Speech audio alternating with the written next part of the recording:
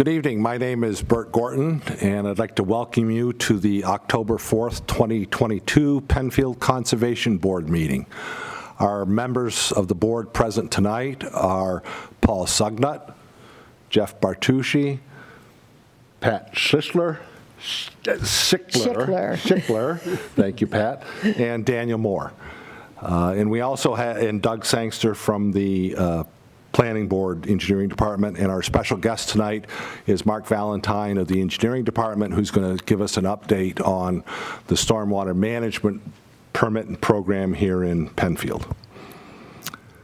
So I guess with that, I'll ask everybody to have a chance to review the meeting minutes and any changes to those that would like to be provided. If not, do I have a motion to approve? I'll motion to approve. A second? Second. And so they're approved. Thank you. Yeah, the agenda, why don't we go ahead and move to Mark and take, again, Mark, there's no, the rest of our items on the agenda are just some discussion items, so unless Doug has any specifics, updates, but at this point, I'll turn it over to Mark for the stormwater permit program. Thank you. Thank you. So here tonight to talk about the MS4 program. So that is the program developed by the EPA and then New York State DEC that brought the town of Penfield and many others into the stormwater program. We thankfully work with the Stormwater Coalition of Monroe County. So it's a coalition of 29 members across the county to help share the tasks, share some of the efforts across the county with that. And then just before I get in, there are two separate programs. So there's a program that covers the construction side of things, so for contractors, developers, and then also the program that governs the town and what our responsibilities are as part of that. So as I get into this, please jump in, ask questions, feel free to comment. So a little bit of the background history. So this kind of got started with the Clean Water Act in the 70s. In the mid or early 90s, phase one. So phase one dealt mostly with stormwater quantity. So trying to mitigate how much water comes off a construction site, slowing it down, mitigating what's going downstream, what those impacts are. So it's more of a quantity issue than dealing with water quality. So then later on, in the early 2000s, they came out with the MS4 program, where basically DEC dubbed municipalities of a certain size, urban density, to be their enforcement action in the community, in the areas. So obviously they couldn't do it themselves, so they basically empowered the town to take on the program. While they kind of oversaw us, we oversee the developers. So then in 2008, they came along and said, okay, you need to develop they call it the SWAMP plan, but it's the SWMP, the Stormwater Management Program, which we have to develop, showing the DEC we've got a program to enact. We follow in, their guidelines, and as part of that, there's 6 different measures or elements that is part of that I'll get into as we get going. So it all comes back to polluted stormwaters. So coming from the EPA, basically they said that polluted stormwater runs off of properties into, and that's where the MS4 comes from, municipal separate storm sewer systems. So mostly the storm sewers, all of Penfield, the storm sewers are separated from sanitary. There are areas within the city of Rochester where they're combined. If it's a combined sewer, then it goes to a treatment plant, gets treated, and then released out to the lake, to the bay. Wherever it goes. Penfield, all of ours are separate, so either it's dedicated sanitary or dedicated storm sewer. So this is, and as I go through the mapping tonight, it was one prepared by the coalition, so it's not Penfield specific. This actually is showing a part of the city, but as part of the program, we have to map all of our storm sewers. So we have similar mapping on our end. As you can see here, in green is the pipes, black is the catch basins or the collection structures. So it collects the stormwater, and then in the red they have where their outfall is. So we'll get into talking about the outfalls later on, is where that water discharges either to a creek, a stream, or another municipality. So we have to look at outfalls where the town of Penfield connects into a county sewer, connects into a state DOT sewer, So sometimes the outfall isn't just the end of a pipe where it goes out to a stream or you see it, dumping into a creek or a pond. It's actually where we change from our municipality to another municipality is where some of those goes. This is showing, again, where that MS4 comes from, and then showing in the city the collection system they've got, and then, where those outfalls are. As requirement of the permit is to map those outfalls, and as well as to have them on our system. So we've got all of ours mapped as we get new subdivisions in. We collect their data, add it to our GIS database, track those outfalls, and then we need to do inspections on those as we go along. So this is where they came up with that designation. So they looked, and this is what the DEC designated as urbanized area. It doesn't encompass all of Penfield, but the program basically pulled us in and enacted us that, we're in it, as well as many of the others you can see around Monroe County. And that was part of the reason that we started the Monroe County Stormwater Coalition. We've got our own website and then developed the H2O Hero program. I've got some handouts here tonight, and I'm sure many of you here and at home have seen the H2O Hero program around. That's something that Monroe County developed and, has shared out, and other communities have looked to that program for public education. So this is the property. It's hard to see on this map, but it kind of showed what it used to be. So that's 104 on the top left, and then Holt Road running north-south. So this was a wooded piece of property in the town of Webster, and then pre-development and then post-development. So all of the MS4 program is talking about construction. How do we mitigate those impacts of going from a wooded lot, a grass field, farm field, to a fully developed urbanized area, impervious surfaces? How do you treat that? How do you treat both quantity and quality? And then how do we best mimic what nature does best, is filtering that water and making it cleaner when it leaves the property. So getting into the phase 2 requirements, as part of that swamp plan, here's the charges that we have through that, is to work to develop a plan that reduces pollutants to the maximum extent practicable, protect the water quality in our community, do an assessment of what our program is, and then do our own annual evaluation of it, document and keep all those records as part of it. As DEC reminds us, and we remind ourselves often, if it's not written down, it didn't happen. So we've got to document it. We go visit construction sites on a weekly basis. We keep a log journal in the vehicle. We go there, we make a note, track it, keep it down. Just because we showed up, they basically says, unless it's documented, then in their minds it didn't happen, and we'll share a little later, but, they do come around and do audits, and we were audited just last year. And then we have to submit an annual report. So we do ours as a joint venture with the Stormwater Coalition. So we, as part of the coalition, have general things we do together, and we get into the public education part of it. And then there's certain elements that are up to us, and we've got to kind of stand on our own for. So it's a joint venture, with that group. So these are the 6 minimum control measures. So these are the 6 items that we've got to focus our program around. So the first is public education and outreach.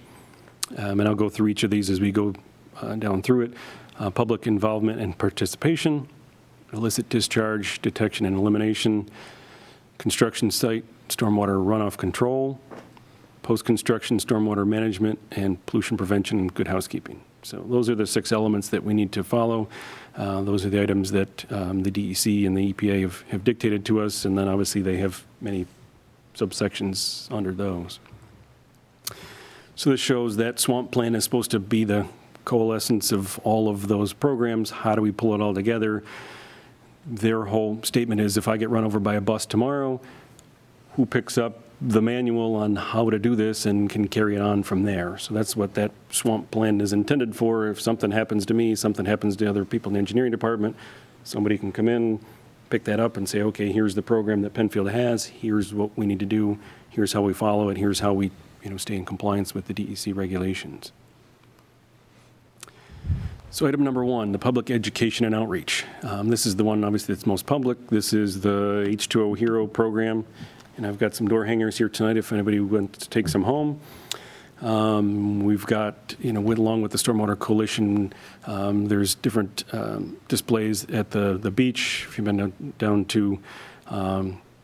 any of the beach fronts. I know they're on the Genesee River. We've got a piece there by their kayak canoe launch. There's one at the zoo, and then obviously you see billboards around the community. We've had commercials in the past. This past year, we had even a billboard at the Red Wings game. So in the outfield, there was a billboard for that, as well as infomercials between innings. So stuff comes up, running a cycle on there. So we've continued to try to find different ways to meet different groups. We've had, Facebook displays that went out. They do Twitter, they do other stuff to, get that public education out there. One of the main elements we're looking for in this area is phosphorus. There's areas around here, the soil is rich in phosphorus. So actually, if you go to Home Depot, if you go to Lowe's, you cannot buy fertilizer that has phosphorus in it. So you'll see a 0, 10, 20, it has the different numbers on it, but the phosphorus, we have such high phosphorus in this area that you don't buy fertilizer, there is no need for it. So it focuses on nitrogen or other things if you're fertilizing your property. So knowing that phosphorus is a major element around here, you have to plan different programs and how do you look at stormwater, how do you handle it in your areas, and one thing that's great at soaking it up is nature itself. So that's why we continually try to replicate wet ponds with cattails around them, having biofilter areas, rain gardens with plants and vegetation is the best way to let nature kind of do its own thing and soak up those nutrients.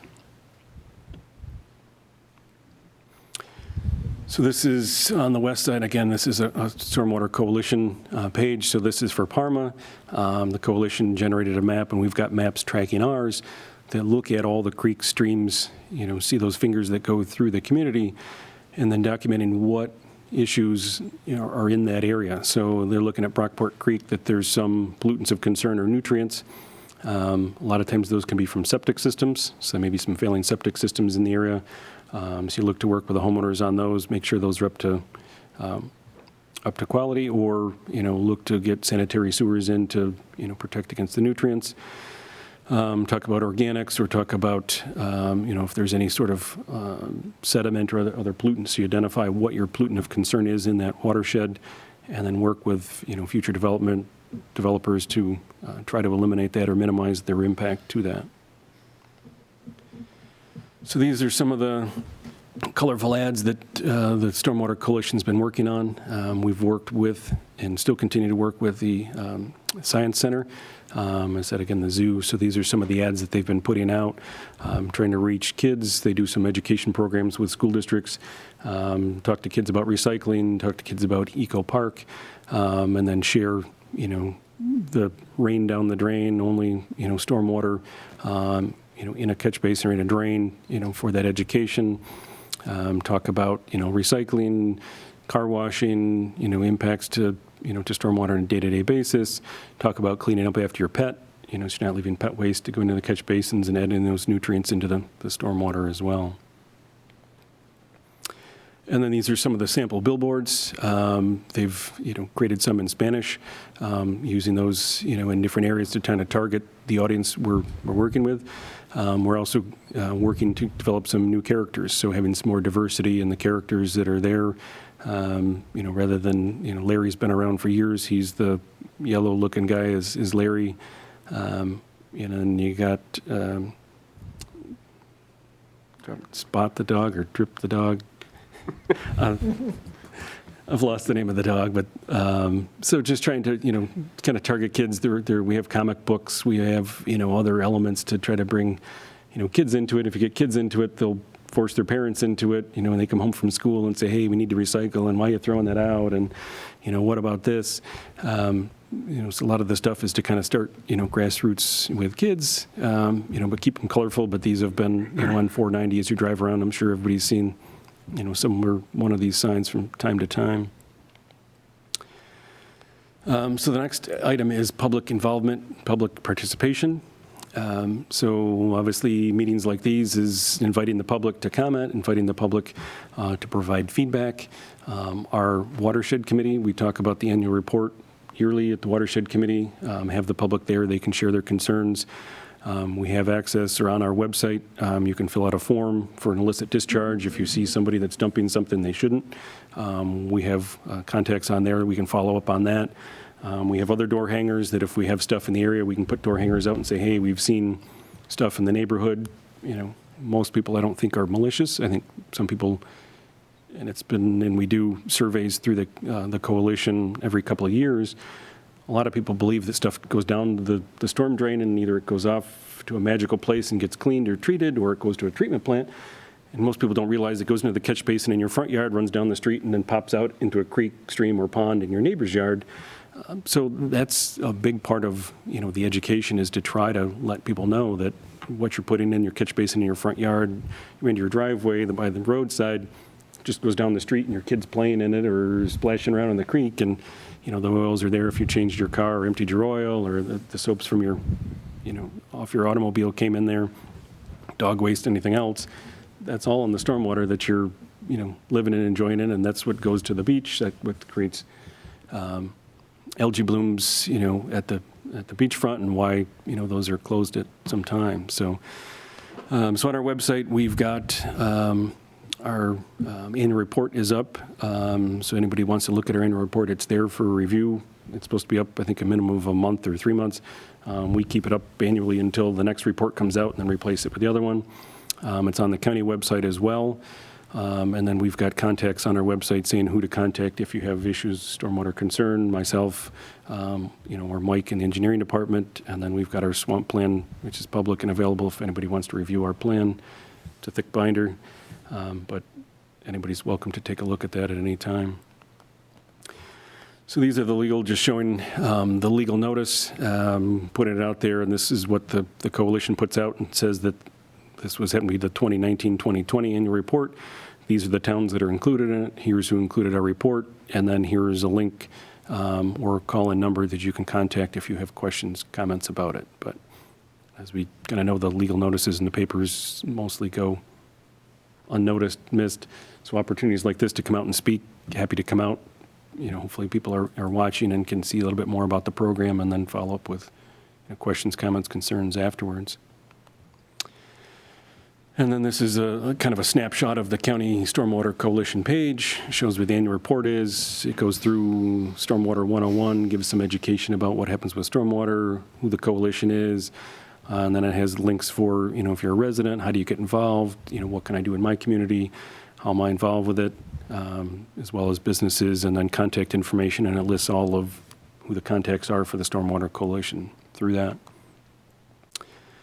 So then item number 3 is illicit discharge detection and elimination. So this is our requirement to look at those outfalls. So again, it can either be an end of pipe where it discharges out to a stream, or this could be where it switches from our jurisdiction into a county jurisdiction or into state jurisdiction. So that could be popping a manhole cover, looking in the manhole and seeing what the water looks like. So through that, first off, you need to map it, so we know where they are, and then we need to do, reviews and inspections of them every 5 years. So rather than doing them all of them every 5 years, last I checked, we're in the 700 and some range, and Doug's been helping us. We're right around 500 and Okay. change. And I think we cut down from what we looked at as every outfall, every pipe going into a pond doesn't count as the outfall. The pipe coming out of the pond, discharging the stream counts as the outfall, so we've cut some of those back. But with 500, that means we've got to do 100 of them every year to go out, do those inspections and follow up on that. But then the stuff you're looking for out there, you look at, and can you see any noticeable color to it? Do you notice any smell? Do you see an oily sheen? Do you see soap? Do you see, what do you see, smell? Do you see toilet paper? And we have. I mean, I see you making a face, but, we've found cross connects that there were homes that have been in place for 40 years, and we found that there was a cross connect. So it means their toilet was flushing to the creek or the stream next to their house, and they go, our kids played in that for 40 years and didn't know about it. So that's why this program's important, to look for these, find them, and then, unfortunately, when it went time to install it, you've got 2 pipes coming out of your house. Whoever the plumber was might have tied them up. This one goes to the storm, this one goes to the sanitary, and got, crossed or missed. And again, I don't think maliciously, but, accidentally. So that's some of the stuff we look for. And every once in a while you see toilet paper in a catch basin, and you go, it shouldn't be toilet paper in a catch basin.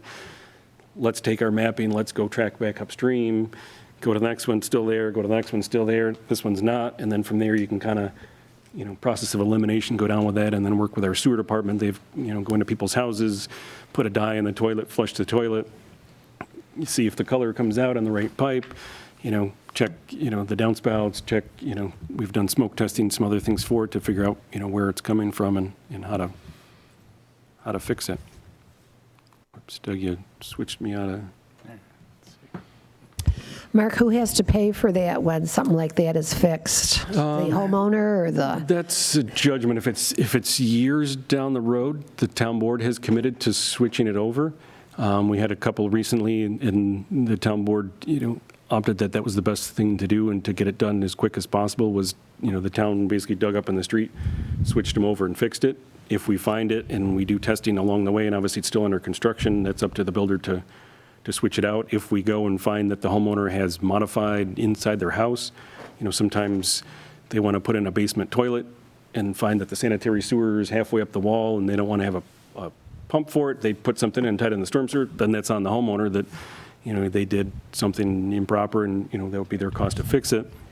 Ones that were just accidental, the town board, has committed to, crossing those back over just to get it done as expeditiously as possible and get those taken care of. So some of the sources of illicit discharges that we've talked about, sanitary sewer waste, effluent from septic tanks. So, they require maintenance like anything else. You don't maintain them. They get full over time. Septic systems don't work as well as they used to. You start to get leachate. You start to get nutrients going downstream, and that's a lot of times what causes the algae blooms as you see towards, I would say Rennequoit Bay, but out on Lake Ontario off of Drawe Beach. Car washes, we work closely with, all of the commercial car washes to make sure that any of the soapy water in the building goes to the sanitary sewer and is diverted properly and is treated properly. But some education for the public at home. If you can wash your car on the grass, water your grass, let the soap suds go into your lawn in lieu of going straight down the driveway into the gutter and into the catch basin. Obviously, you don't want anybody, dispose oil into it.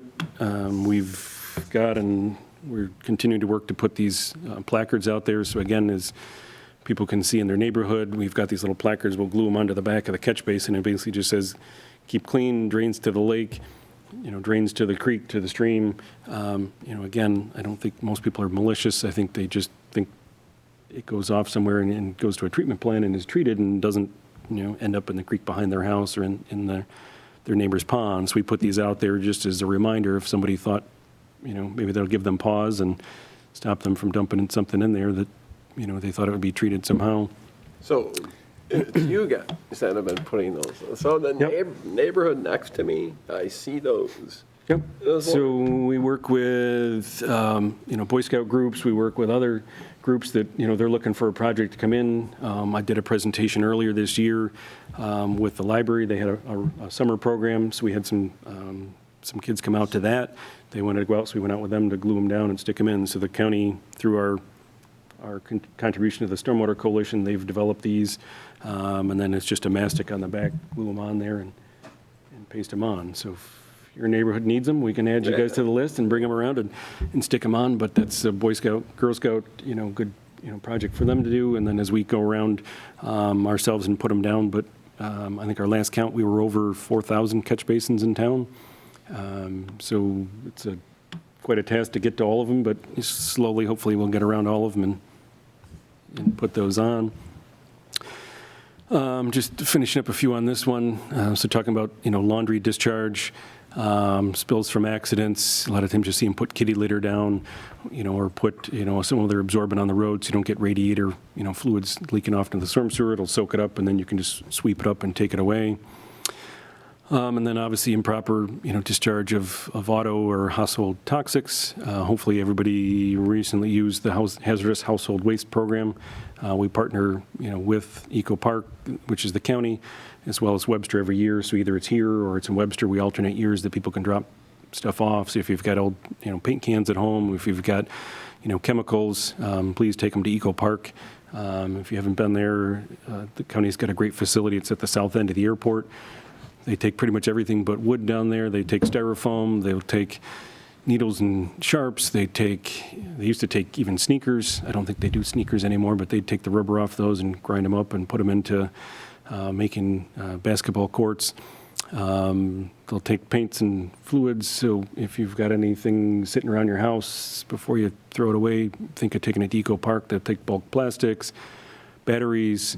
The 9-volt battery unfortunately needs to be thrown away, but any of the button cell batteries or the bigger batteries, they will recycle down there. So this is a typical outfall that you see. You come to the end of it. One of the things that differentiates it is you're supposed to wait 72 hours after a rainstorm, so you're not picking up stormwater. One of the complications to that is, you still may have sump pumps running. So if some people say, well, there should be no water at all. Many people's sump pumps run even in the dry of the summer. The sump pump still runs. That still goes to the storm sewer. It goes into this. But you show up on site and say, hey, there's some soap suds here. Something doesn't quite look right. That shouldn't be stormwater. That being said, there are naturally occurring bubbles. So if you have the breakdown of leaves and it gets churned up in a rapids or something else, you can see some bubbles come out from that. And we've had people, with those concerns before. We've worked with the county to test the water, but there are some natural occurring, suds that happen. But if you see soap suds, go, okay, something's going on here. Let's start, tracking back upstream and see what, maybe somebody's laundry's tied into this. Maybe somebody just washed their car. Is there some education, efforts that are needed? You have, a pipe at the end of the property. Does that pick up the downspouts? Does that pick up, something else you're not quite sure of? And then this one, when you show up and at the storm outlet, it's milky white, you got something else going on, and you figure out what's going on. And I know we had people before that were washing out. They had done some painting and then washed out their paint cans in the storm sewer, and then a neighbor called, and we've had hey, we got milky white water going downstream. Something's not right. So that was an education effort saying, hey, this doesn't go here, and, wash it in your wash tub downstairs, dump it into the toilet, or if there's a lot of paint left, take it to Eco Park, or if I think they say if it's a third or half full, dump kitty litter into it, leave the top off, let it dry, and then at that point, once it's dry, just push it into the trash and throw it out at that point. So this shows all the outfalls that are mapped across the county. So obviously you can see the east side, our piece for Penfield, we've got quite a few, but this just kind of shows, what we're looking at across the county. And then illicit discharge, so looking at sanitary sewer pipe crossing a creek. So make sure we take a close look at that pipe, make sure we don't have any cracks in it or anything in that area. A tree falls on it, snaps that, and now you've got sanitary waste going into a creek, as a direct discharge, to that area. So this shows the little snapshot of what that annual report looks like. So you can see we've got 26 MS4s contributing. So this is, the county submits it on the town, all of the town's behalves. They say, I think again, this is from 2019. They mapped across the county over 2,800 outfalls, were 100% mapped. And then how many outfalls were screened during that time. So 350 were screened during that reporting period that looked at, and then it goes down through what were found, how many cross connects were found, were those eliminated, what's the plan to eliminate those. So then item number 4 is construction site runoff. I think that's what most people see. So you got a new subdivision, they start clearing the land. How do we control the runoff off that property? So a lot of people will see silt fence. We've seen more developers lately use silt trenches. So in lieu of a silt fence that's sticking up and can fall over, they dig a silt trench along the contour. So then as the water runs off, it lands in the silt trench, gets filtered out, deposits the sediment in there. They have to then clean those out. But they have to develop what's called the SWIP plan, different than the swamp plan. So that's their stormwater pollution and prevention plan. They've got to have a mailbox on site. We've all seen the mailbox. They've got to have the plan in there, and then they've got to have their inspections as they go along, showing that they've inspected it weekly. Those are being updated and maintained, and then as well as the town to follow up on those. So kind of the main measures is obviously, reviewing the plans. So that's something that obviously you guys, the Conservation Board look at, the plans as it being developed, share concerns about steep slopes, share concerns about protecting wetlands, share concerns, about maintaining trees, buffer areas, filter strips, and all that gets incorporated into, whether it either goes to the planning board or the town board. and then how they see, those projects and make sure that those are handled. Obviously, those get reviewed by the engineering department as well to make sure we're seeing them and making sure they're matching those standards. They develop the SWIP plans, and then obviously have their erosion and sediment control plans, and then make sure those are out in the field, that, the contractor in those SWIP plans, as we do a pre-construction meeting, they need to sign that document and say, I've read this, I understand it, and I know how to implement this, and if there's an issue with it, I accept responsibility for, installing these features and keeping them maintained. So there is a lot of training for it. There is a required 4-hour training course for all contractors. So they need to have at least one employee on site at all times that has taken the 4-hour certification course, as well as, we send our DPW crews to the 4-hour training course. And then there's obviously training for us as staff on how to review all these things, make sure we're up on the latest. So that kind of lists off some of the classes that have come in recent years, post-construction stormwater management, stormwater filters, stormwater ponds and wetlands, erosion and sediment control plans, and then SWIP preparation and review. So those are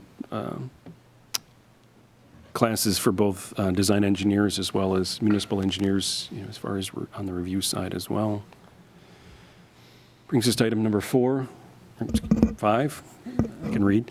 So then it gets into the post-construction. So now that we've had our subdivision and we decided it required a wet pond, or it decided it required, some sort of biofilter, sand filter, filter strip with it, how are we going to maintain that into the future? So that's why we've worked most recently is if the town is going to own it, it's on town land, and then we take a special improvement district over it. So in Burt's neighborhood, he's new, he buys into it, they build a pond, Burt pays for the future pond maintenance in his taxes. So we create a special improvement district, so we've got a taxing line for that, so that burden isn't taken on by the entire community.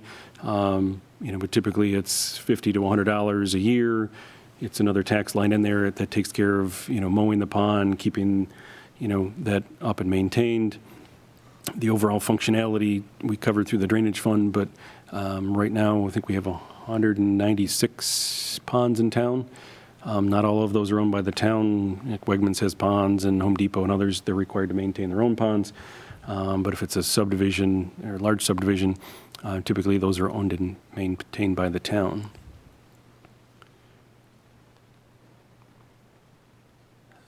So again, to kind of boil it down to simple elements is, once it's built, we need to keep an inventory of it. So we've got an inventory of all of the ponds we're required to maintain, as well as an inventory of all the private ponds. So we've got several books upstairs of those. And then we're required to inspect it every 3 years. So we've got to go out and inspect the ponds, make sure they're functioning properly, make sure the outfall structure is not blocked, make sure they're not overcome with debris, they're free flowing, they're working properly. And then if we identify any issues, that the required maintenance is taken, and work with the DPW for that. So again, back to this. Development in Webster is, ultimately it's managing the runoff. So they've shown, and I can't laser the map because everybody's looking at a different monitor, but they've managed it. They've got a pond in the middle. They've got a large pond on the northern end. And I think they even have, a creek that kind of runs through the property. So they've got, several different methods on how they're controlling the stormwater. And then they've got, within that, vegetation plans to, soak up the runoff off the sites, the oils, the phosphorus, the other stuff, the heavy metals that are coming off the cars, to kind of collect it there and treat it before it gets discharged to the storm sewage, then goes to either Rondequoit Creek, or, from here it probably goes directly north and goes towards, Lake Ontario itself.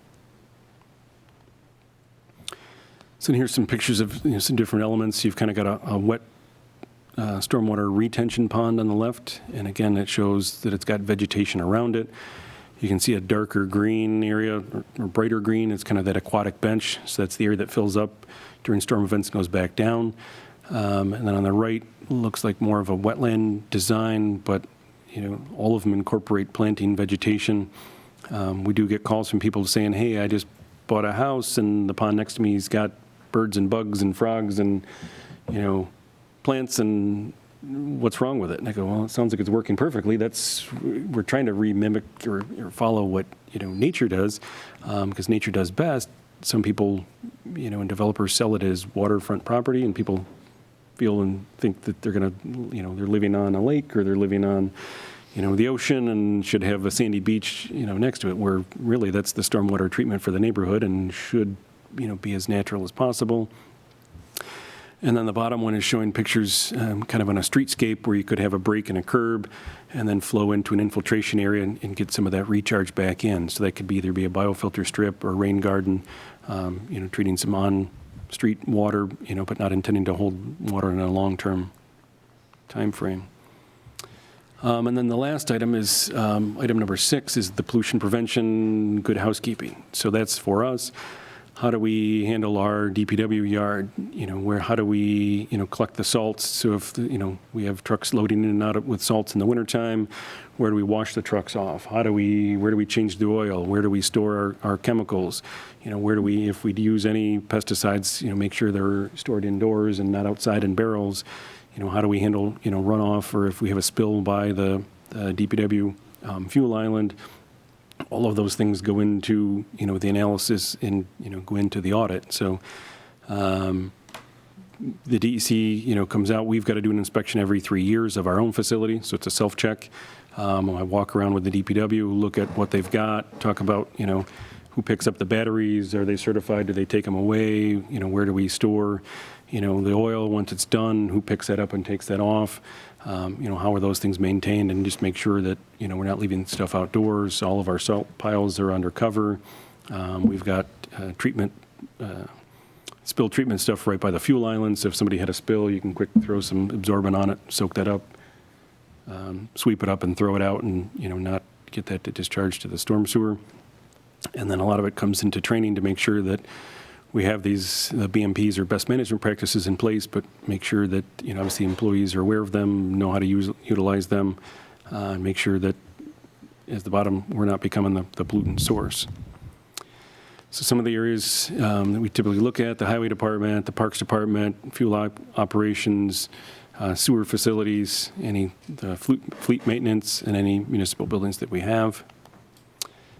Obviously, the DPW is out doing a lot. They're paving roads. They're, taking in drop-off, collection, salting roads. So all of those are in a balance. So in the wintertime, you've got to balance how much salt you put down, because all of those chlorides, all of that salt, goes back into the stormwater, but while making it safe for the public to drive. So I know Webster's got a sign that I like that says, "Sensible salting requires sensible driving." So you can't put too much salt down, or if you want to minimize salt, you've got to have people drive, more realistic speed. And you may not always be able to do 55 or the speed limit in the wintertime.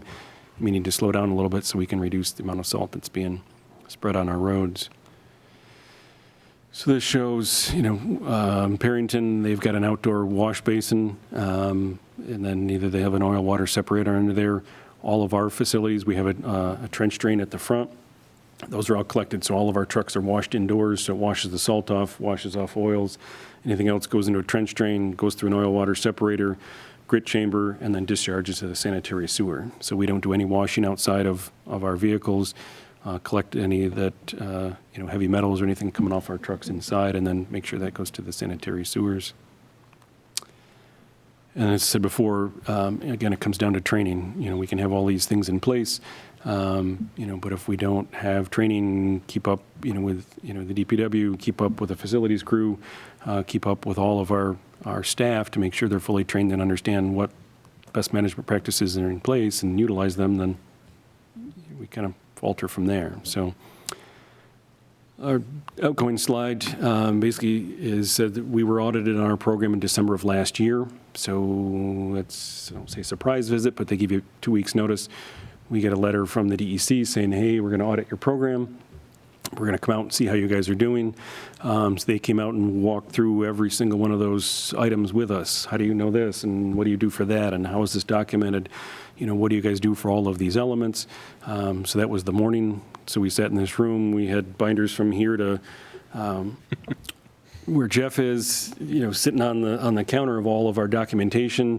They come in like it's an audit from, the IRS. They come and sit down, they've got their pens, they got their stuff, they're ready to go.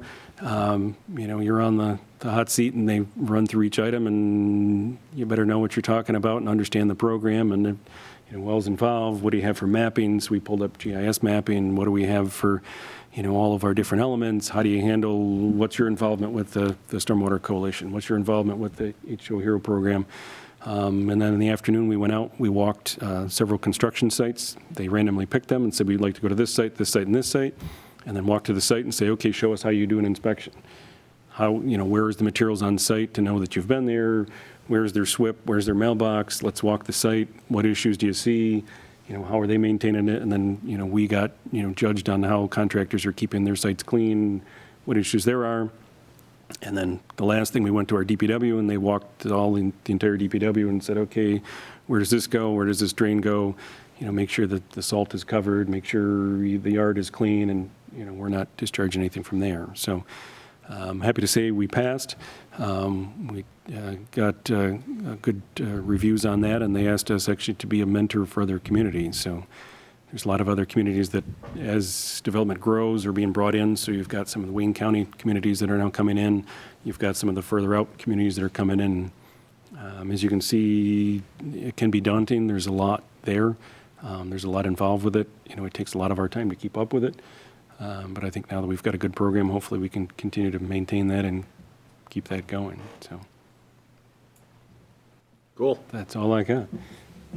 I talked a whole heck of a lot. I'll show you guys one thing. So we do, like Mark said, we have all of our outfalls mapped where there's discharges. So we maintain an internal map that lets us keep track of it. It goes through all of the things that we're required to look at, documenting what type of structure it is, what's adjacent to it, if it's discharging, what it's discharging, if there's an odor, what the color is.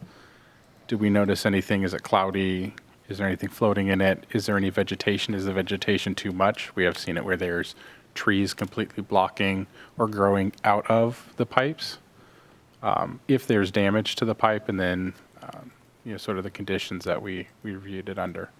And then our system, we have pictures of the outfalls and what they look like Do you to take, document their condition. So like this one's a partially submerged within a pond, but it discharges out. so you take a picture for every visit, of the discharge area, Yep. whether it's good or bad? Yeah. Okay. And that also helps us in a storm event. In a storm event, it may be underwater and you don't know where it is or what it looks like. So we've also got a map book that we've got all the designs of all the ponds in there and where the pipes are coming in, because you walk out there and major rain event, hurricane, something to look around and go, I don't even know where the outlet is. You send the DPW out there with a hook to try to, open stuff up. If something got plugged, we have a book that has all the maps of here's the design, here's a picture of it in a dry weather conditions, so at least you can look on and go, okay, it's supposed to be that end, and at least get them in the right direction. So, And we do work on fixing them. So like this was one that we found out in a neighborhood off of 250 and 441, where two sections of pipe had actually separated from each other. So it was still mostly draining properly, but it was something that we want to get corrected. And I think Eric did this last year. We just haven't been out again to so we've got to do these every 5 years, so either you can do them all in the fifth year, or we try to spread them out and do a couple each year just to kind of keep relevant on it, and then check 2019. back on the ones if we notice there was issues in the past. On the pipe that extended over the stream to carry, it wasn't the outlet, but it was carrying the runoff, and you said you have to watch out for cracks or things. Are those inspected as well? Yes, so that one particular picture was not from our town. Oh, okay. But we do have an elevated sanitary sewer. So it runs behind the mobile home parks, down near the Allens Creek Valley area. So we do have an elevated sewer that runs across there, and we've actually done some recent inspections on it, and we've got some grant funding to slip line that pipe. So it was installed in the 60s.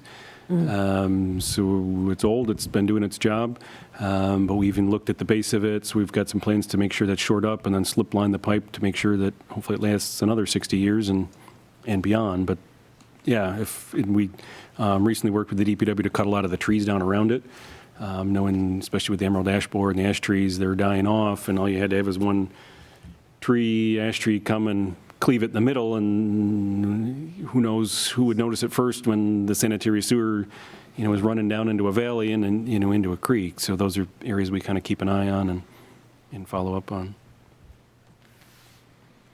Well, again, Mark, I appreciate this, and part of it is that my career at Kodak, I have quite a history with wastewater and stormwater management, and I've sat through many of those audits with DEC, like what you talked about, so I know exactly what you went through and things. And I guess the other perspective that I thought for the board, and hopefully they'll all agree, but I think it's important for us to understand those 6 elements, because historically, we've always kind of focused on element 4.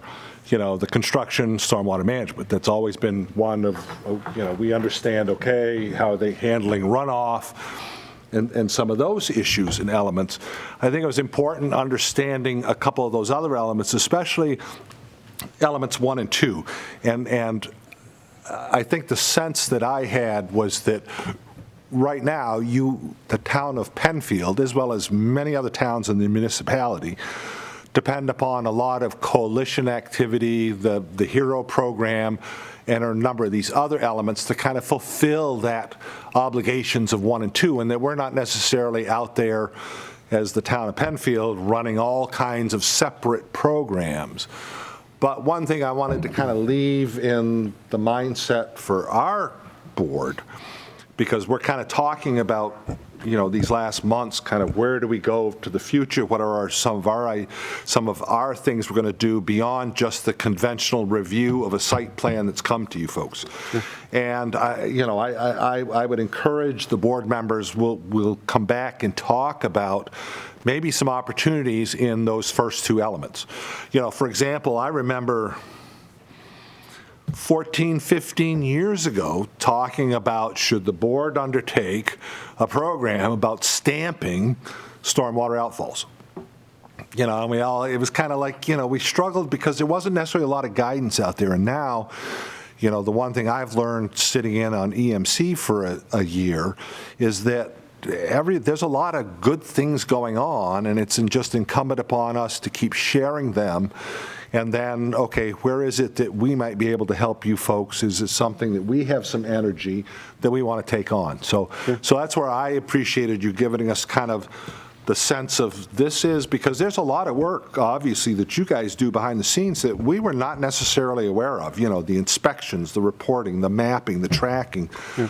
There's a lot of activity that you undertake around stormwater management when we tend to only see, here's a development plan, and it's got a lot of impervious paved area and stormwater and that. So I think it should help us even in some of those elements of review to the future for us to understand it's a piece of a pretty big program that's very well run here in Penfield. So again, my appreciation. As well as the Stormwater Coalition, and I think, obviously Penfield contributes into that as well as other communities, but having a central location for that communication part, I think, is crucial. I've got all sorts of other handouts. We've got sturgeon fish now. We've got other living next to a stormwater pond. There's, lots of informational pamphlets and handouts. I know we handed out and shared some of that information, this past year when the board did the tree giveaway, but using some of those public times and elements to, take every opportunity we can to educate the public about stormwater and continue to talk about it. And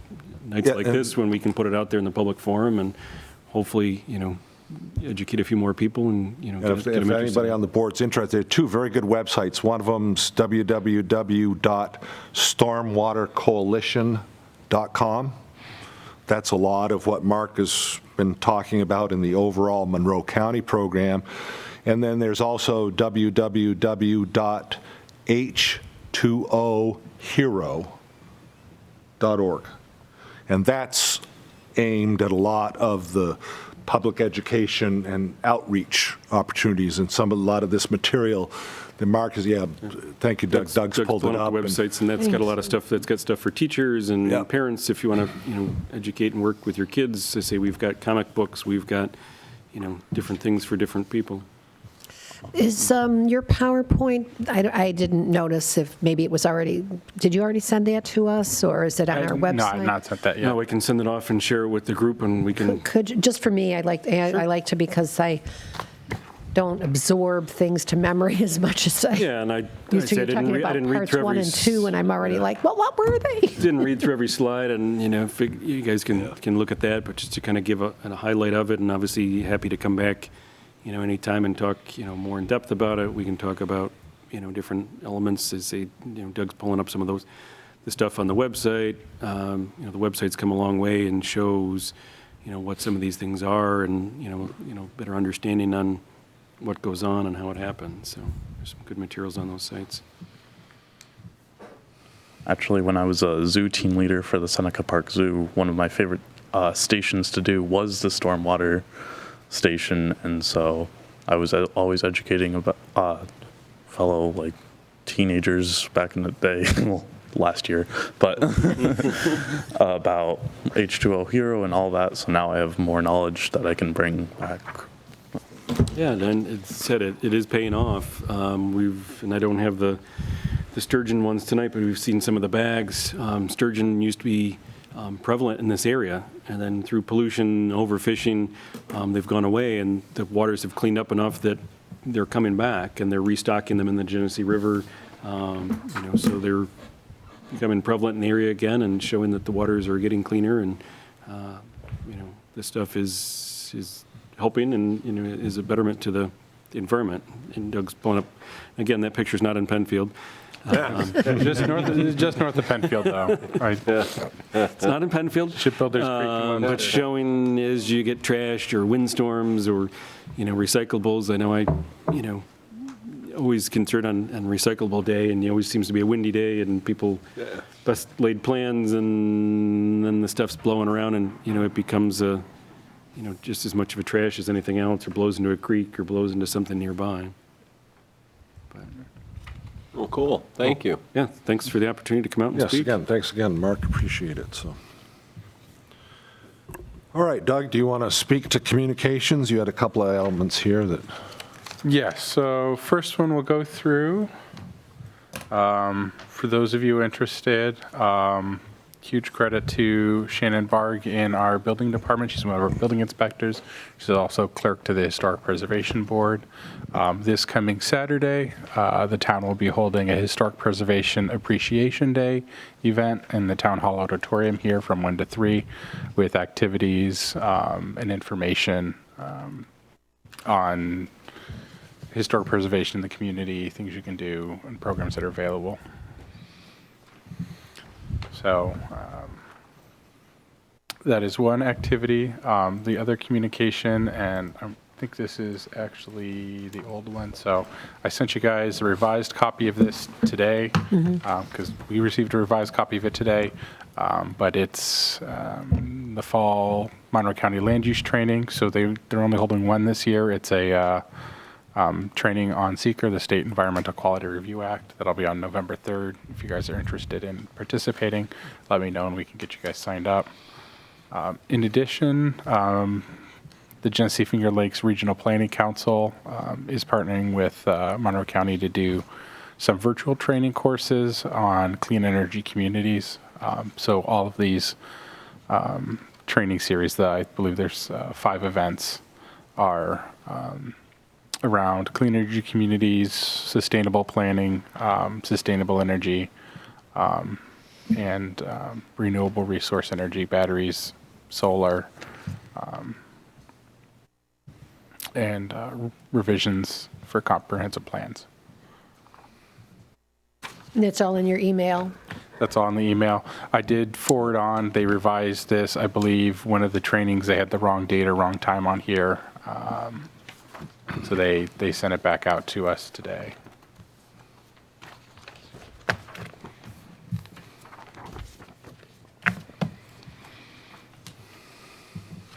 Those are the two communication items I had for you guys.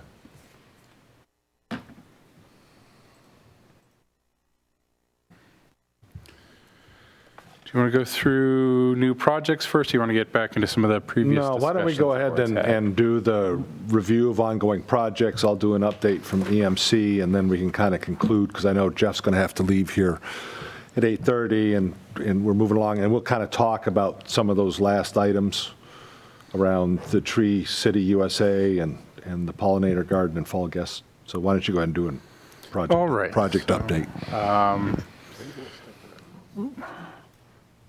First application here I want to bring to your guys' attention. We'll be coming before the planning board in October. If you've ever driven down or looked at Google Maps on Penfield Road, just east of Fellows Road, you've noticed the ski pond to the north of the road. One of the owners of the ski pond is looking to come in and to subdivide the property into two with the potential to build a new house on it. This was an application the Conservation Board reviewed back in 1998 when the pond and the two properties were originally created. I tried to go back in our archives. I haven't been able to find your original report on it, but if I can. Remember that, Paul? I'll take a look, because I think I was part of that.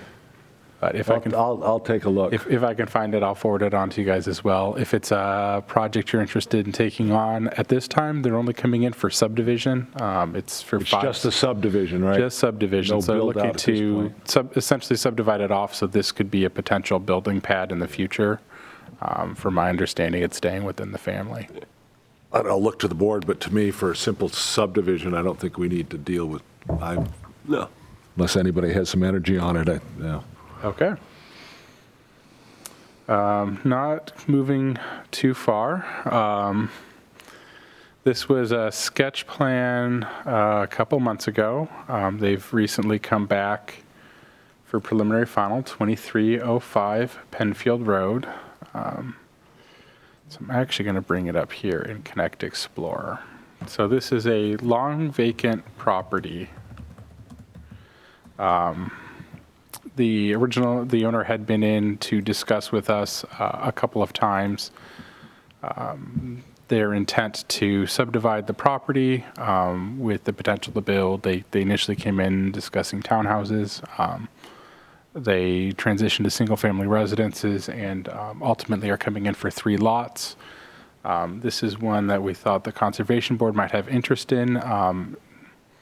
As you can see, there is a area of natural ponding on the site, and getting back into some of the stormwater discussions we just had.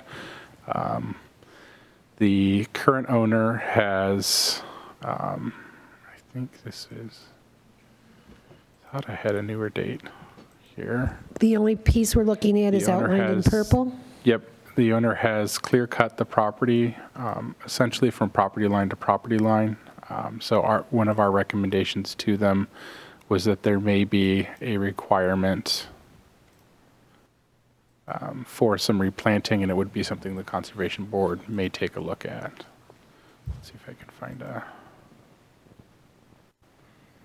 So it wasn't substantially or heavily wooded. There was some larger trees as well as scrub brush. We didn't have an inventory of what was there prior to it being cleared. Trying to place, where is this? Just east of Watson Road, south side, so between Watson and Dublin. On 441 or And Penfield? 441. Oh, 441. Yeah. You may So- see the But the address is on Penfield Road? Penfield Road and 441 Oh, are the same road. Same thing, Yep. okay. Yep, so east of the expressway, when it becomes a divided highway, and then becomes just a 2 to Where's 4 lane road. Watson? So Watson is right here. So this is the Fox Hill Because I neighborhood. live right across from Watson, so if There's- I take a left out Yes, of this my... is Pine Brook. Yeah, that's where I am, so I take a left. So the group homes are you take there. a left, it's right next to the group home. Okay, I kind of know, because where is, that's so Pine Brook, because where is So I think this is Dublin come in? just down a little bit. Dublin's just down. Is further that Redwood? down on the map, Yeah, I right? think 'Cause this that's is gotta Red, be this is Redwood Circle. Yeah. Yep. So it's between Redwood and Pine. Why okay. is The that Dublin long? Road's right here. And what do they want to do? Put in? They're looking to do 3 lots. It's a tricky site because it has had that drainage issue. When they came into the planning board is requiring them to do something to fix the drainage issue.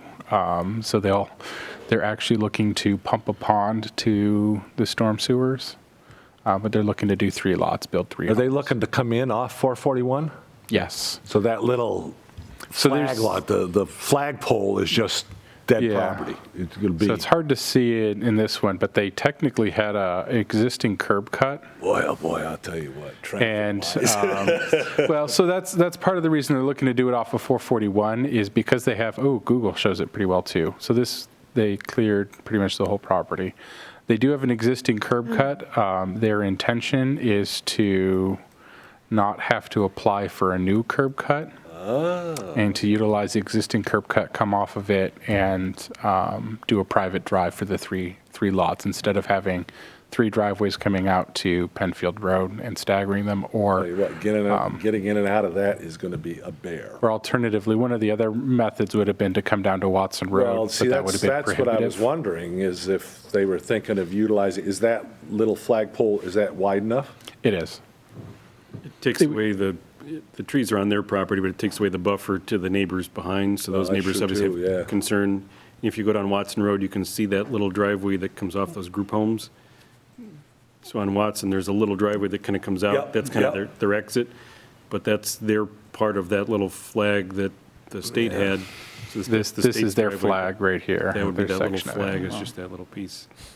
So it's most of the trees for most of the neighbors. So you definitely know there's stormwater drainage issues then, water issues, right? In that corner, as we've seen, and they've reported back from the 90s, that it's kind of a drainage issue, the neighborhood developed sort of around it, see it and it ponding just kind here of seems to now. be the low spot of the neighborhood, and there is no state storm sewers on 441 in that area, so there's nothing for them to tie in out there. And then Watson is higher than they are, so that's why they're proposing to look at a pump or something, but we typically don't pump stormwater, so That that's seems kind of crazy. not Yeah. sure. So that's This just a is- low this one we level, should- it's not this is a, probably it's not one we should be taking a look at. progression? There's or- They're coming naturally in a for bowl. sketch or pre? They're coming in for preliminary final now. They came in for sketch, I believe, back in July. But it's We not didn't look at the subdivided. sketch then. It was just kind of a subdivision, just can we fit 3 lots? Now they're coming in showing actual grades and homes. Before it was just, hey, here's 3 boxes and, So it is already subdivided? Nope. no. No, okay. They're coming in for the subdivision They and just site plan. showed 3 boxes in June and just said, hey, here's an idea. And Yeah, so it's our very biggest concern rudimentary. is, I mean, single-family homes isn't a big deal. It's single-family homes in an area. Our biggest concern is how do you handle the stormwater? That's the lowest spot in anything around it, so that's going to be the low collection point. How are you going to handle it? And the first time in sketch plan, they just kind of ignored it and said, well, we'll figure that out in the next phase. And we said, no, I think we should look at that now, and that should be addressed, so. What's the board's thought? Should we be taking a look at this one? Or the engineering department is going to, again, planning knows. Yeah, I think looking at it is something we might want to get some more information, because we can go out, we can look at it right here and know that there's a big problem there, but we might want to know what some of the plans are before we go out and look.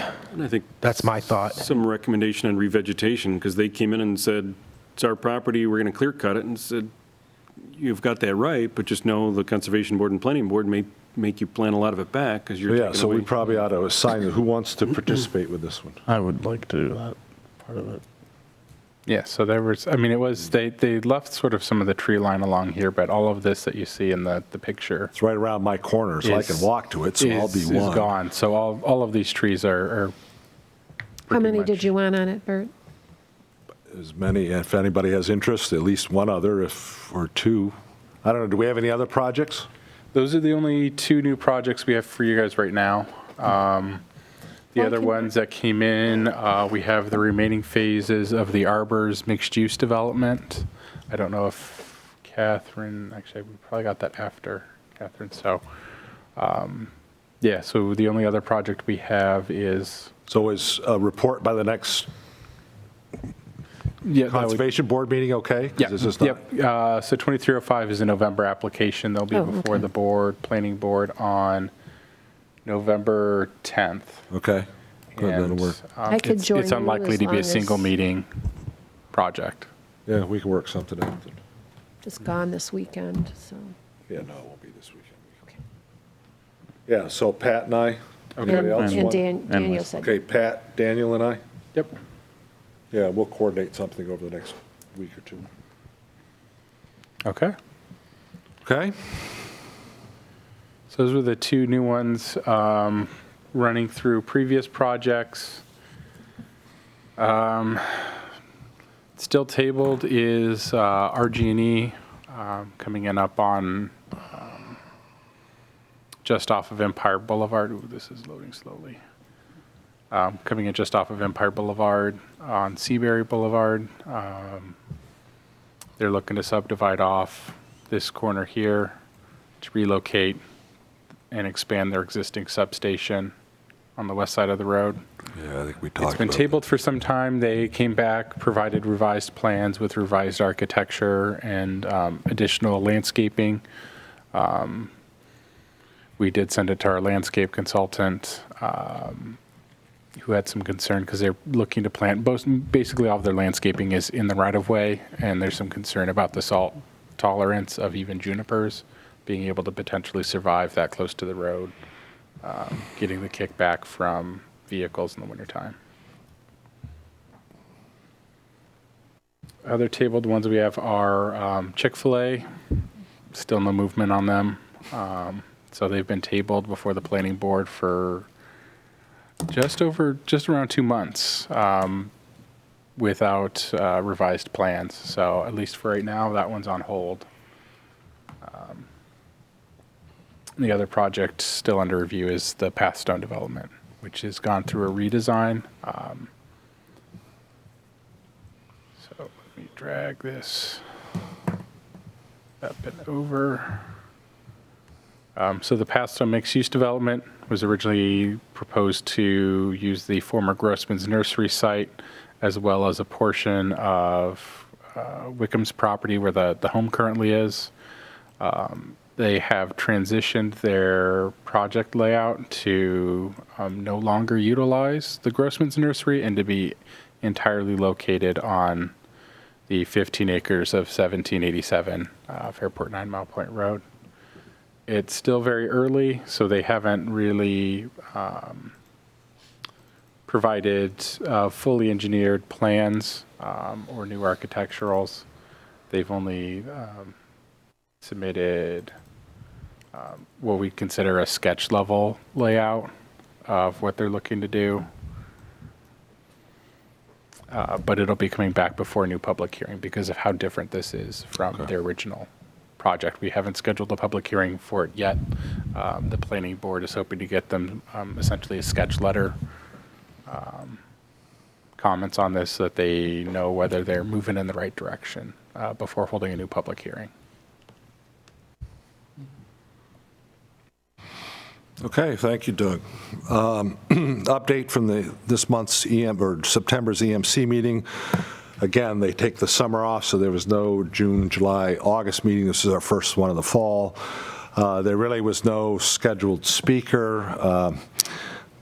Most of the Conservation Board reps just spoke to any highlights going on in their own board meeting. So I brought the EMC up to date on some of our activities around, kind of thinking through who we're going to be, what we're going to be, how to move forward, our Tree USA initiative and things. So just brought the rest of the team up to date on that one. But so outside of that, there really was nothing much in that program.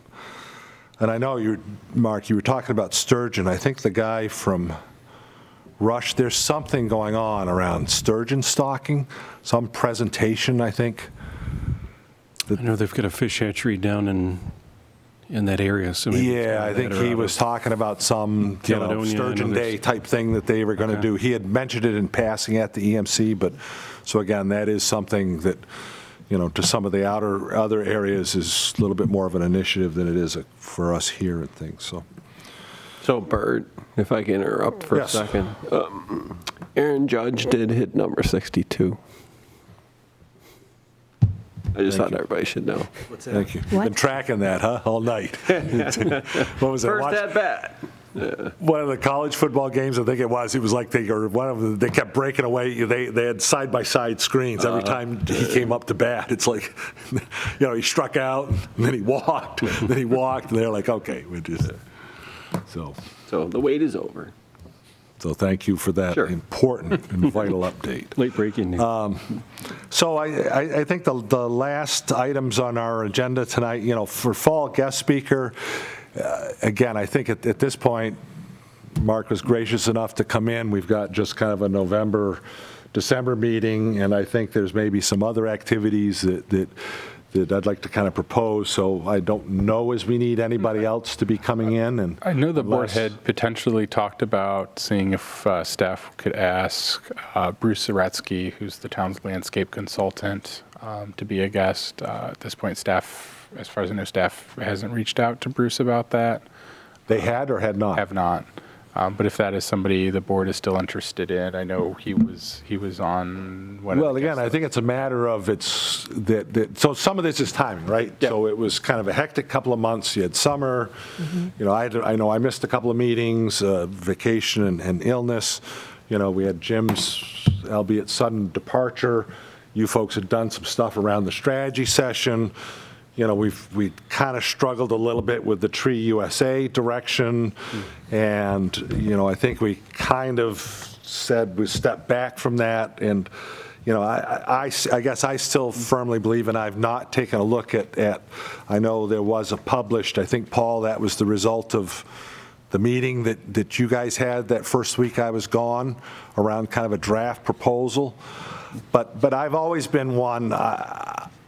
I guess personally in my mind, would love to be part of that initiative, both in its development and then what could be our role after that, but that we're not the prime developers of that because of financial and organizational constraints.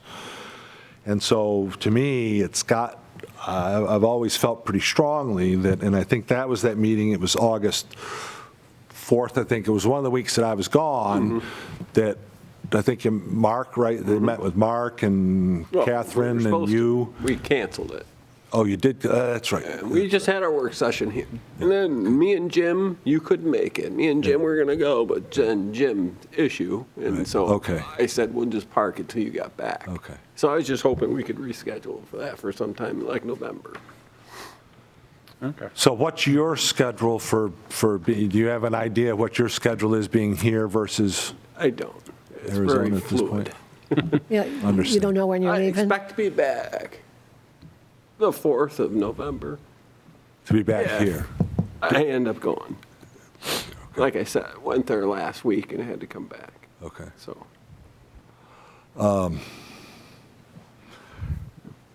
That's why I say sometime November. Okay. I'd be guaranteed. Are there, because I know I printed off a document, I printed the draft mission statement. Yeah, that's and a Daniel couple of had worked the out. boards, but There was a- a There was our work session. Penfield, it's labeled Penfield Town Code Draft. There were two things Oh, this going. is- One was this is our about mission for us. statement. That was, I believe that was from your work I was thinking session. this was a potential, Tree City? yeah. No, Okay, so it's no, not two these separate- things. Not there No. yet. Thank you, so we'll We look. parked the Tree City Yeah. until we sat with the town. I guess I would ask the board, are there other members of the board that would also like to be involved in the Tree City USA, if we have said meeting that, So we had, initially, everyone wanted to be a party to it, but Jim felt that we would be better suited to just have 3 people sit with the town instead of a whole bunch of people with a lot of opinions, and just get through what it is we should be doing, and then bring it back to the board and take it from there. I'm wide open to everyone coming if they want to come. It's just then there's going to be so many opinions. I just don't know how much we're going to get achieved. I definitely would be interested of joining with that, and because of our small size, I wouldn't see an issue with everyone that wants to show up can show up. Fair enough. So if the whole board wants to take part in it, it could be something where we schedule it just as part of one of your regular meetings and put it on as a large agenda item and see if we can get town staff. Is that who are convenient for available. the staff? I mean, most of us have night meetings. We're very used to coming to night meetings, so it's, it's something I could reach out to other staff about to see their availabilities in the evenings. Otherwise, we could take a look at doing an earlier meeting. Well, I guess looking to you, Mark, in your mind, recognizing Marie kind of embarked upon this pathway and things, so we got to march in a direction. I mean, what's your thoughts on proceeding forward? I mean, I don't want to.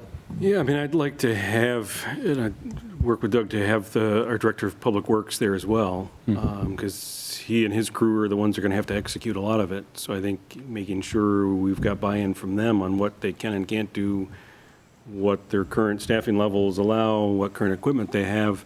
So I think having him as part of that discussion, I think would be very, very helpful, to make sure if we're enacting a policy or a new program that, as you said, we've got staffing for it, we've got the right equipment for it, we've got the right personnel for it, so to make sure that, we don't enact something that we physically can't do either budget-wise or with the staffing that we have. So I think having him there, see if his availability for an evening meeting or, if there's something in, late afternoon, I know.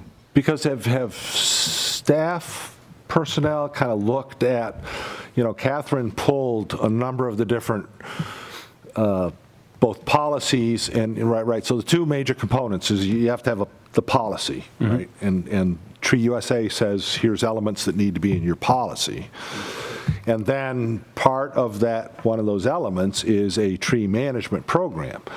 And I know we kind of talked, instead of us starting from ground zero and things, there are a number of our local communities that are Tree USA. Webster, right? Brighton, I think Perrington. I think even Irondequoit is. Yeah, there's several that have it. So I don't know, has town staff, looking to you and Doug, has town staff kind of taken a look at those? So I'm struggling a little bit. To me, it's the, chicken and the egg. It's like, okay, because I believe Jim's intent was that a number of us, he'd offered up a draft of what that policy would look like. And he recognized from the get-go it was a pretty extensive policy. And he mirrored that off one of his favorites, the town of Princeton, New Jersey, and things. So I guess I always struggled with this for myself and my involvement in it, that there was a feeling that okay, we're chartered to kind of develop this policy and tree management program and then get buy-in. So I'm like, even how do we necessarily start? That's why we're going to sit down. And we've taken a look. Staff has taken a look at some of the other codes in the area. Because I guess that's my mind. I mean, if you guys take a look at a couple of the programs and we look at them and say, okay, look at these 3 programs, and because I have looked at briefly through some of them and they seem awfully similar. No surprise, because they're all working off the Tree USA template. They all have the same restrictions and caveats that this town does and stuff. So it's kind of like, okay, a tweak here, a tweak there, and it's like, okay, yeah, it's satisfactory to us, our involvement.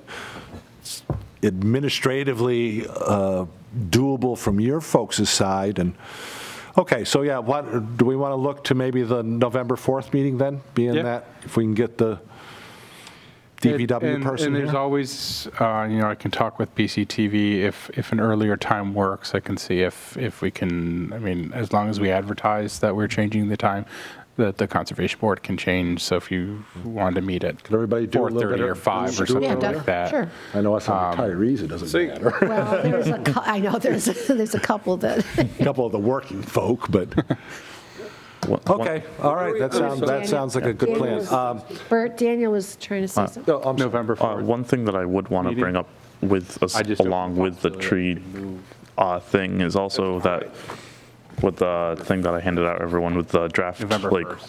what our powers are, because I feel it would be So important First.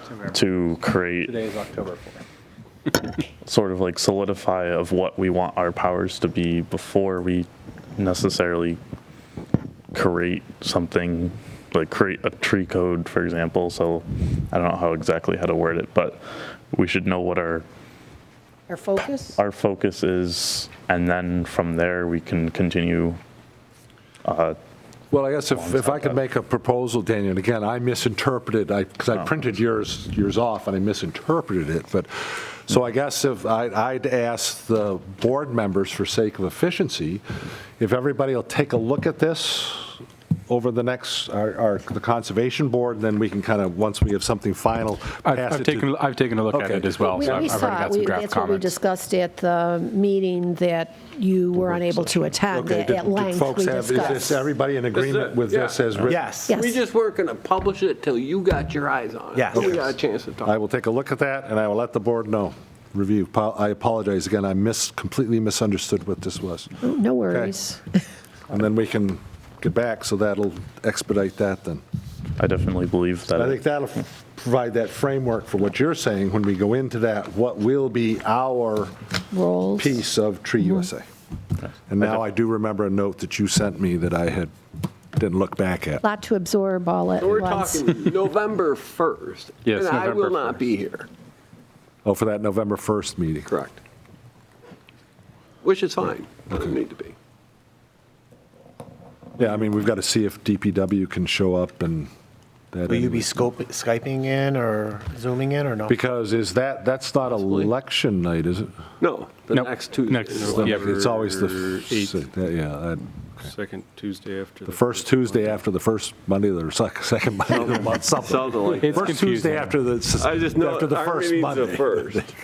Okay, yes, I apologize, and I will take a look at this and get any comments out to the team. One, There was just one other item, I don't know, pollinator, I know you're going to have to run here, Jeff. The pollinator garden town flower, I'm not sure what that was. Okay. Well, I can, because Jeff, we're both working on it and meeting with Megan Meyer, Right, yep, who I know yep. you're familiar with, Meg. Okay, so they have a parcel picked out and working with the town already, probably Doug, maybe It Mark was are already. likely Tim Masterton. Oh, it's, okay. I believe It's a Penfield Rec Library. There's a spot there. I know you raised an issue about possible salting from sidewalk plows, and they said it'll be set far back enough that it's not going to be an issue. And so they're at the point where they're starting to plan, no dates scheduled, but work sessions, because we had been saying that we thought that we should use the opportunity, we meaning Jeff and I and whoever else wanted to participate, use the opportunity of working with them on this garden that they have already plans for. And they're looking for, they have to lay cardboard, they have to clear, they have to lay cardboard, put compost down, and that would be the extent of, mark out exactly where the garden's going to lie. So that's, I guess, the only update I have at this time. And Jeff, I don't know if you got that email. So you and Jeff are kind of working on that? Well, I plan to say what things I think I could do. Jeff, I could forward that email to you to see if anybody else has an interest. Paul's going to be away. I don't know that who else is here. If anybody has an interest, I can let them know dates or hook up locations, because again, we thought it is an education piece for us. Yeah. No, I'm all set, so I'm more than happy to let you two carry on, because you have an interest in it, so. I don't know if you wanted to add anything else, Jeff, but I didn't know if No, you not- had gotten no, that not- email or No, any not at this updates. point. We just Okay. had the other stuff but we can talk about that in November or. There even- were some even December. decisions, there were some decisions about how to proceed with town Yes. flower that I think we had put off. Yeah, because there was disagreements. And so we can get back. But, So If can we you have make 2 sure that minutes. that gets on November 1st agenda? either November, or just keep it tabled so that we make sure we We get don't to lose it. by Yep. by the December meeting. We need to talk about the town flower. Yep, I can keep that on the agenda. I I'll make a note to have, I have all the myself notes to and stuff. Keep you guys do it. And what my by intent was December. with that, so we can make a decision on how to go. We don't need to do that tonight. Okay. Daniel had shared something concerning that he saw at the tree planting, and I thought maybe it should be shared now. So I went some with my friends to just go to Rothfuss Park, and we did notice that the grove is becoming very overgrown, and there are like weeds surrounding the red maples that people have planted, and especially around the signage and the plaque area, there's just like even 3-foot-high weeds that are growing in, and I wondered if it was either the town or we could like help weed Well, the out. town did cut it, so I don't know why they stopped. They were cutting it, so I don't, because I was keeping an eye on it myself, so I don't know why it stopped. Does anybody, How long ago were you how, there? are those, are the trees going to be hurt by that? I Is would there just anybody- make sure to clear it, just to make sure. Well, what I'm concerned about is if the grass isn't hurting them, I'd rather leave the grass there, because that way deer and other animals aren't going to be nibbling at them if they can't see them. But if those are going to be, that grass or whatever it is that's there is going to cause a problem in the winter or the fall, then we need to talk to whomever to see if we can't get that cut. I can reach out to our Parks Department.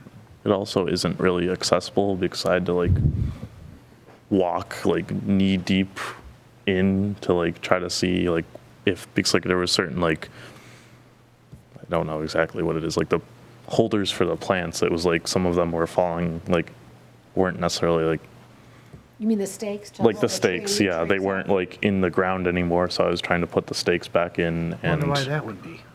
Well, I'm sorry, Doug, yeah, I guess that does bear some follow-up, because, you know, when this idea was brought forward, and Jeff was a very strong proponent in this idea of the proposal, you know, one of the concerns I had was, is, you know, understanding resource constraints for the town, you know, is this something that Parks Department would be able to support if we're going to, you know, do this effort of buying the trees and getting the public involved and stick them out there, and then, you know, so there's some parent with 2 young kids plants a tree and then Yeah. comes back 4 months later and it's not there and it's dead. You know, we also. And, you know, so we were, you know, Catherine reached out to Mr. Masterson in the department, and they kind of committed that, you know, not only the resource to help us that day, but that, yeah, there would be the maintenance of that area. So I think that is I worth can following check up in. on. I saw that there was intent, or there was suggestions by other people that we do this again. So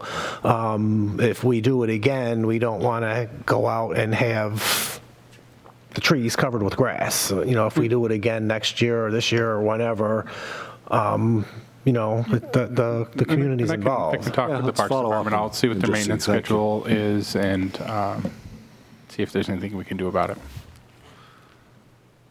Thank you, Daniel, for bringing that up. Any other comments, questions? just one concerns? briefly thing going back to what we want to be as a board. I don't expect it to be passed exactly right away from the town board, but would we be able to like finalize our like opinions about this by the December meeting? Yes, I guess I was under the impression that everybody kind of was okay as is, based on you folks, so you're just waiting for my input, Yep. so I'll get you that within the next week, All right, sounds good. and then we can kind of put forward where we want to go from there, so.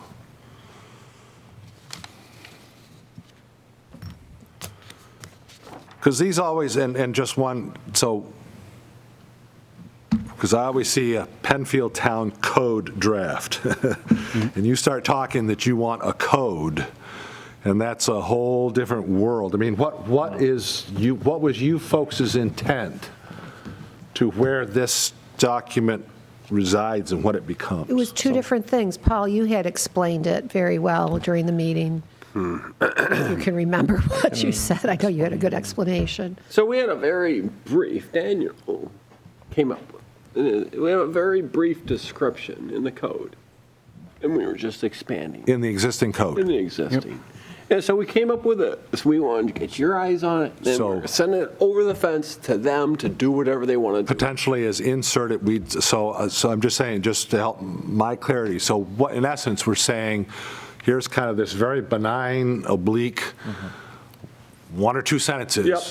And we'd like to see this. We So enhance that it. would be our request. You got it. Yes. Okay. Enhancing so that, and then It- we're on the same page, we throw Right. it over and they could Then say it no. goes, we'll see where it goes. Okay. But we also wanted to have one little part of it, which isn't to do with code, maybe there's mission statement to go in the website. Correct. Which would not Catherine was be, gonna, Catherine was gonna go ahead That's and just take- associated with our board. That's not, Yes, that's why. nothing to do I with see the term code. code, right? We went through this Right. with the tree stuff, yeah. 2007. Yeah. No, So, it okay, was now I understand. sort of Thank you. two So- separate things that Okay. something could, as soon as your approval, then something could go in the website as far as our little piece that's our mission. The mission statement. I will take a look at those and get comments out to the board then. All right, if that's it, do I have a motion to adjourn?